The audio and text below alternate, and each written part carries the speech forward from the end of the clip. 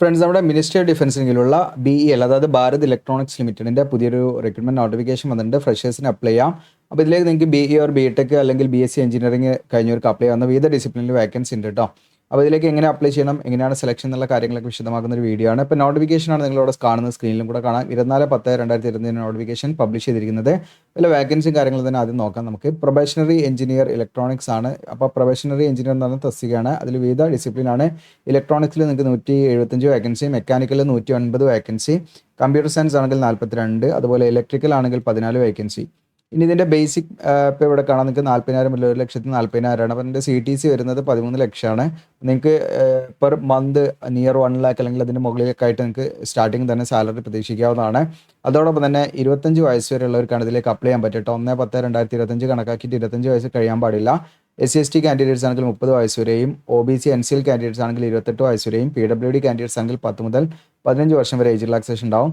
നമുക്ക് ഈ പറയുന്ന ബേസിക് പേക്ക് പുറമെ നമുക്കിത് അവിടെ കാണാൻ DHRA തുടങ്ങിയിട്ടുള്ള മറ്റു അലവൻസും മെഡിക്കൽ അങ്ങനെയുള്ള കുറച്ച് അലവൻസും കാര്യങ്ങളൊക്കെ ഉണ്ടായിരിക്കും കേട്ടോ. ഓക്കെ, അപ്പോൾ ഇത്തരത്തിലുള്ള വീഡിയോസും കാര്യങ്ങളൊക്കെ നിങ്ങൾക്ക് ലഭിക്കുന്നതിനായിട്ട് നമ്മുടെ ചാനൽ സബ്സ്ക്രൈബ് ചെയ്യാനും റീസെൻ്റായി ചെയ്ത വീഡിയോസ് കാര്യങ്ങളൊക്കെ കാണാനായിട്ട് നമ്മുടെ ചാനലിൽ കയറിയ വീഡിയോസ് നിങ്ങൾ സെലക്ട് ചെയ്യാം. ഇനി അതല്ലേ നമ്മുടെ വെബ്സൈറ്റ് ഉണ്ട്, നിങ്ങൾ ഗൂഗിളിൽ GeoCL എജുലാൻഡ് എന്ന് സെർച്ച് ചെയ്താൽ നിങ്ങൾക്ക് കാണാം. അപ്പോൾ അതിലൊക്കെ ഡീറ്റെയിൽസ് ഉണ്ട്. അപ്പോൾ നിങ്ങൾക്ക് നമ്മുടെ ചാനലിൽ കയറി വീഡിയോസ് നിങ്ങൾ സെലക്ട് ചെയ്താൽ റീസെൻ്റായി ചെയ്ത വീഡിയോസ് ഒക്കെ കാണാം. അപ്പോൾ ISRൻ്റെ ഒക്കെ വേക്കൻസികൾ വന്ന് എടുക്കുന്നുണ്ട്. അപ്പോൾ അതോടൊപ്പം തന്നെ നമ്മുടെ ചാനൽ സബ്സ്ക്രൈബ് ചെയ്യാനും ബെല്ലൈക്കൻ എനേബിൾ ചെയ്യാനും മറക്കണ്ട. നേരെ നമുക്ക് എന്ത് ചെയ്യാൻ നോട്ടിഫിക്കേഷനിലേക്ക് തിരിച്ചു വരാം. അപ്പോൾ ഇനി ഇതിൻ്റെ എഡ്യൂക്കേഷൻ ക്വാളിഫിക്കേഷനാണ് നമ്മൾ നോക്കുന്നത്.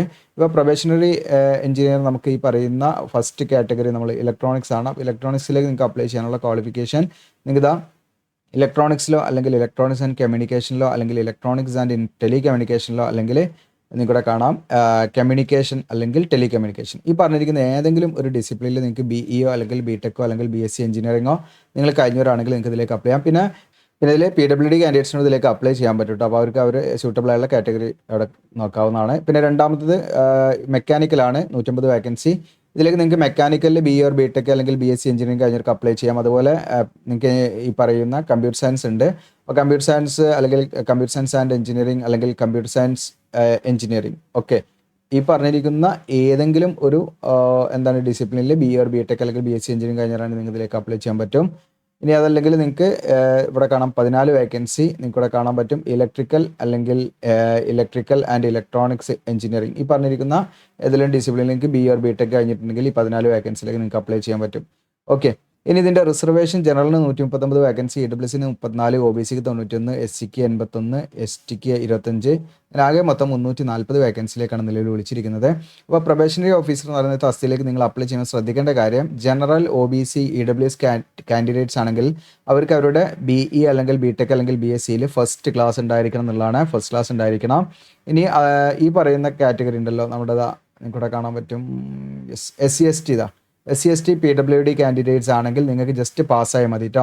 ഈ പറയുന്ന BE ഓർ BTech അല്ലെങ്കിൽ BSc എഞ്ചിനീയറിംഗിൽ ജസ്റ്റ് നിങ്ങൾ പാസ്സായാൽ മതി. ഓക്കെ, ഫസ്റ്റ് ക്ലാസിൻ്റെ ആവശ്യമില്ല.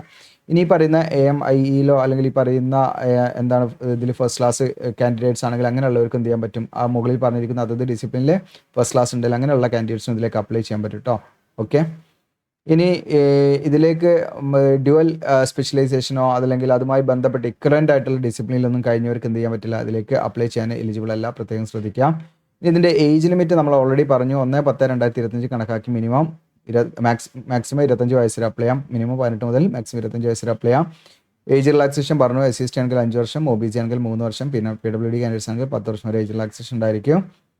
ഓക്കെ, ഇനി ഇതിൻ്റെ പ്ലേസ് ഓഫ് പോസ്റ്റിംഗ് ആണ്. പ്ലേസ് ഓഫ് പോസ്റ്റിംഗ് എന്ന് നിങ്ങൾക്ക് ഇവിടെ കാണാം ബാംഗ്ലൂർ, ഗാസിയാബാദ്, നിങ്ങൾക്ക് ഇവിടെ കാണാം പൂനെ, ഹൈദരാബാദ് അല്ലെങ്കിൽ ഇബ്രാഹിംപട്ടണം, ചെന്നൈ ഒക്കെ വേക്കൻസികളുണ്ട്. നമ്മുടെ കേരളത്തിലൊന്നും വേക്കൻസി ഇല്ല. ഇവർ പറയുന്നത് എവിടെ ഏത് യൂണിറ്റിലും ഏത് ഡിപ്പാർട്ട്മെൻറ്റിലും ഡിവിഷനിലും നമ്മൾ വർക്ക് ചെയ്യാൻ തയ്യാറാകണം എന്നുള്ളതാണ്. അപ്പോൾ ഈ പറയുന്നത് നിലവിലെ വേക്കൻസിയാണ്. അവിടെ നിന്ന് എവിടേക്ക് വേണമെങ്കിലും നമ്മളെ മാറ്റാനുള്ള സാധ്യതയൊക്കെ ഉണ്ട് കേട്ടോ. അപ്പോൾ അപേക്ഷ അയക്കേണ്ട അവസാന തീയതി 14/1/2025 ആണ്. നവംബർ 14 നിങ്ങൾക്ക് ഓൺലൈനായിട്ട് അപ്ലൈ ചെയ്യാം. അപേക്ഷ ഫീസ് വരുന്നുണ്ട്. ജനറൽ EWS OBC ഒക്കെ ആണെങ്കിൽ അവർക്ക് 1000 രൂപ പ്ലസ് GST അടക്കം 1180 രൂപ ഫീ ആയിട്ട് അടയ്ക്കണം. SC/ST PWD എക്സ് സർവീസ്മാനൊക്കെ ആണെങ്കിൽ അവർക്ക് യാതൊരുവിധ ഫീസും കൊടുക്കേണ്ട, അവർക്ക് ഫ്രീ ആയിട്ട് ഇതിലേക്ക് അപ്ലൈ ചെയ്യാം. ഇനി ഇതിൻ്റെ മെത്തേഡ് ഓഫ് സെലക്ഷൻ എന്ന് പറയുന്നത്, ഇതിലേക്ക് നിങ്ങൾക്ക് കമ്പ്യൂട്ടർ ബേസ്ഡ് എക്സാമിനേഷൻ ആദ്യം തന്നെ ഷോർട്ട് ലിസ്റ്റ് ചെയ്യും. നിങ്ങൾ ഓൺലൈൻ അപേക്ഷയൊക്കെ പ്രോപ്പറാണ്, യാതൊരു മിസ്റ്റേക്കും ഇല്ലെങ്കിൽ നിങ്ങൾക്ക് എന്ത് ചെയ്യാം, കമ്പ്യൂട്ടർ എക്സാമിനേഷൻ എഴുതാം. അപ്പോൾ അങ്ങനെ കമ്പ്യൂട്ടർ ബേസ്ഡ് എക്സാമിനേഷൻ്റെ അടിസ്ഥാനത്തിൽ ഷോർട്ട് ലിസ്റ്റ് ചെയ്യപ്പെട്ടിട്ട് പിന്നീട് എന്ത് ചെയ്യും, ഇൻ്റർവ്യൂ ഉണ്ടായിരിക്കും.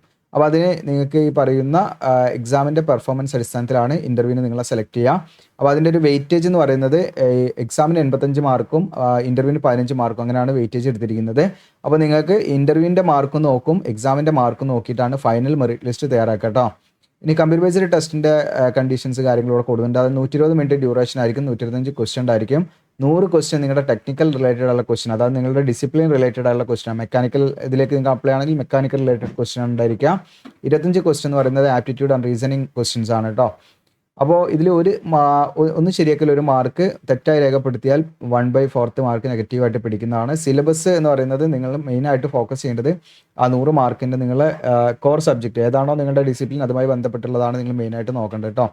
ഓക്കെ, പിന്നെ അതോടൊപ്പം തന്നെ ജനറൽ ആപ്റ്റിറ്റ്യൂഡ്, ആ ഒരു ലെവലിലുള്ള ജനറൽ ആപ്റ്റിറ്റ്യൂഡ് ഡിഗ്രി നമുക്ക് ആ ഒരു എഞ്ചിനീയറിംഗുമായി ബന്ധപ്പെട്ടുള്ള ജനറൽ ആപ്റ്റിറ്റ്യൂഡ് കാര്യങ്ങളൊക്കെ നിങ്ങൾ റീസണിങ് എബിലിറ്റി ഒക്കെ നിങ്ങൾ നല്ല രീതിയിൽ പ്രിപ്പയർ ചെയ്യുക.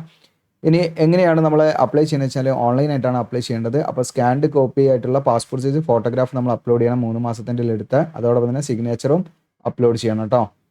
അപ്പോൾ അതിൻ്റെ ഫയൽ സൈസ് ഒക്കെ പറയുന്നുണ്ട്, ഞാൻ പറയാം. ഇനി സർവീസ് അഗ്രിമെൻ്റ് എന്ന് പറഞ്ഞാൽ ഇനീഷ്യലി നിങ്ങളിപ്പോൾ ഇതിൽ സെലക്ട് ആയി കഴിഞ്ഞാൽ നിങ്ങൾക്ക് എന്താണ് ഒരു ഓൺ ദ ജോബ് ട്രെയിനിങ് എന്ന് പറയുന്ന ഒരു ട്രെയിനിങ് ഉണ്ടായിരിക്കും 6 മാസം. ഓക്കെ, അപ്പോൾ ആ സമയത്ത് നമ്മൾ ട്രെയിനിങ് കംപ്ലീറ്റ് ചെയ്ത് കഴിഞ്ഞാലും നമുക്ക് 2 വർഷം അറ്റ്ലീസ്റ്റ് അവിടെ തുടരണം. കാരണം നമുക്ക് പ്രോപ്പറായിട്ട് ട്രെയിനിങ് ഒക്കെ തന്ന് നമ്മൾ അത് ഇട്ടേച്ച് പോരുകയാണെങ്കിൽ അവർക്ക് കമ്പനിക്ക് അത് നഷ്ടമാണല്ലോ. അപ്പോൾ അതുകൊണ്ട് ഒരു അഗ്രിമെൻ്റ്, ഒരു ബോണ്ട് ഉണ്ട് എന്നുള്ളതാണ്. അത് നമ്മൾ ഏത് യൂണിറ്റിൽ വേണമെങ്കിലും വർക്ക് ചെയ്യാം എന്നുള്ള ഒരു തയ്യാറായി നമ്മൾ 2 വർഷത്തേക്ക് നമ്മൾ ഒരു അഗ്രിമെൻ്റ് ഉണ്ടാവും കേട്ടോ, 2 ലക്ഷത്തിൻ്റെ. ഓക്കെ, അപ്പോൾ അങ്ങനെ നമുക്ക് പെർമനൻ്റ് ആയിട്ട് തന്നെ ഇതിൽ പോസ്റ്റിംഗ് ലഭിക്കും എന്നുള്ളതാണ് നിങ്ങൾ മനസ്സിലാക്കേണ്ടത്. ആ ഒരു ട്രെയിനിങ് കഴിഞ്ഞ് നമ്മുടെ ഇത് കഴിഞ്ഞ് ആ ഒരു പീരീഡ് കഴിഞ്ഞാൽ നമുക്ക് പെർമനൻ്റ് ആയിട്ട് തന്നെയാണ് നമ്മൾ പ്ലേസ് ചെയ്യുന്നത്. ഓൺലൈൻ അപേക്ഷയുടെ സ്റ്റാർട്ടിംഗ് ഡേറ്റ് 24/10/2025 ഓൺലൈൻ അപേക്ഷയുടെ ക്ലോസിംഗ് ഡേറ്റ് 14/11/2025 വരെ നിങ്ങൾക്ക് അപ്ലൈ ചെയ്യാവുന്നതാണ്. ഇനി ഇതിൽ അപ്ലോഡ് ചെയ്യേണ്ട ഫോട്ടോഗ്രാഫിൻ്റെ ഒരു വൈറ്റ് ബാക്ക്ഗ്രൗണ്ട് ആയിരിക്കണം, പ്രത്യേകം ശ്രദ്ധിക്കുക. 100 KB 200 ഇടയിലായിരിക്കണം. ഫയൽ സൈസ് JPG ഫോർമാറ്റ് ആയിരിക്കണം. ഡയമെൻഷൻ 3.5 സെൻറ്റിമീറ്റർ വിടുത്തും 4.5 സെൻറ്റിമീറ്റർ ഹൈറ്റും എന്നുള്ളതായിരിക്കണം. സിഗ്നേച്ചർ വൈറ്റ് പേപ്പറിൽ ബ്ലാക്ക് ഇങ്ക് പേന കൊണ്ടാണ് ചെയ്യേണ്ടത്. 80 KB 150 KB ഇടയിലായിരിക്കണം ഫയൽ സൈസ് വരേണ്ടത്. എക്സാമിനേഷൻ സെൻറ്റർ നമ്മുടെ കേരളത്തിൽ നമുക്ക് എറണാകുളം, കണ്ണൂർ, കോഴിക്കോട്, തിരുവനന്തപുരമൊക്കെയാണ് ഉള്ളത്.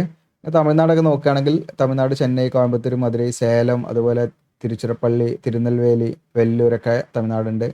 കർണാടക നിങ്ങൾക്ക് ബാംഗ്ലൂർ അവിടെയൊക്കെ കർണാടകയുണ്ട് കേട്ടോ, മൈസൂരൊക്കെ ഉണ്ട്. അപ്പോൾ നിങ്ങൾക്ക് അതിനനുസരിച്ച് നിങ്ങൾക്ക് ചൂസ് ചെയ്യാം എവിടെയാണ് വേണ്ടതെന്നുള്ളത്. അപ്പോൾ ഇത്രയാണ് നോട്ടിഫിക്കേഷനുമായി ബന്ധപ്പെട്ട് പ്രധാനമായിട്ടും പറയാനുള്ളത്. അപ്പോൾ ഇനി അടുത്ത ഘട്ടം എന്ന് പറയുന്നത് എങ്ങനെയാണ് നമ്മൾ ഇതിലേക്ക് ഓൺലൈനായിട്ട് അപ്ലൈ ചെയ്യേണ്ടതെന്നുള്ളതാണ്. അപ്പോൾ അതിനായിട്ട് നിങ്ങൾ എന്ത് ചെയ്യുക, നമ്മുടെ വീഡിയോയുടെ ഡിസ്ക്രിപ്ഷനിൽ അപ്ലൈ ചെയ്യുന്ന ലിങ്ക് ഉണ്ടാകും, അതിൽ ക്ലിക്ക് ചെയ്യുക. BL റിക്രൂട്ട്മെൻറ്റ് ആയിട്ട് കാണാം.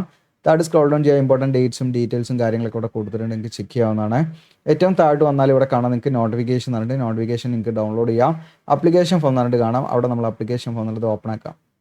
ആപ്ലിക്കേഷൻ ഫോം എന്നുള്ള ഓപ്പൺ ആക്കുന്ന സമയത്ത് ഈ ഒരു പേജിലേക്കാണ് വരിക. അപ്പോൾ ഇവിടെ നമുക്ക് കാണാൻ പറ്റും ഓൾറെഡി രജിസ്റ്റേർഡ് എന്ന് പറഞ്ഞാൽ നമുക്ക് ലോഗിൻ ചെയ്യാൻ പറ്റും.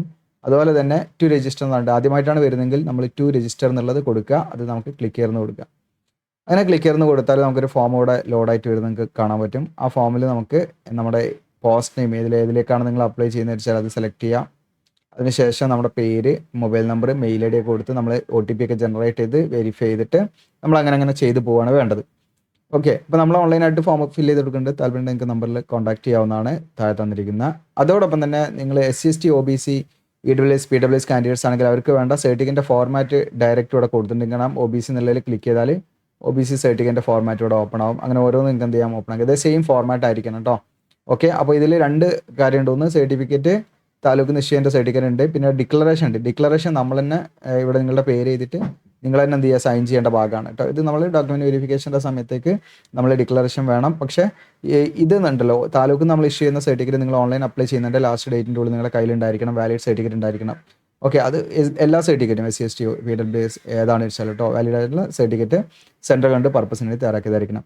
അപ്പോൾ ഇത്രയാണ്. വീഡിയോ ഇഷ്ടപ്പെട്ടാൽ ലൈക്ക് ചെയ്യാനും ഷെയർ ചെയ്യാനും മറക്കണ്ട. Thank you.